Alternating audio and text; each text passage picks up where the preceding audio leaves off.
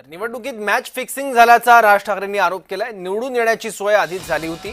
सत्याच्या मोर्चातून राज ठाकरेंचा हल्लाबोल।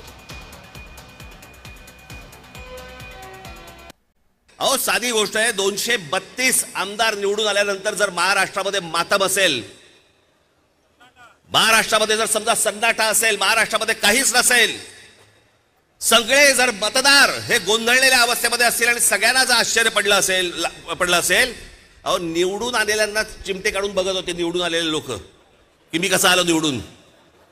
पण निवडून आलेल्याची सोय अगोदरच झाली होती, त्याच्यामुळे त्याला माहिती नव्हतं की मी निवडून येणार। हे सगळे कारस्थानं, या सगळ्या गोष्टी ह्या सगळ्या निवडणूक आयोगाच्या मार्फत सगळ्या सुरू आहेत। कशा निवडणुका लढवायच्या मला जरा सांगा।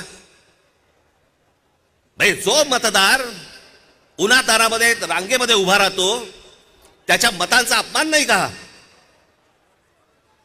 म्हणजे मतदारांनी मतदान नोंदवायचं, कुठेही करायचं, पण मॅच अगोदरच फिक्स आहे, त्याच्या मताला काय किंमत आहे?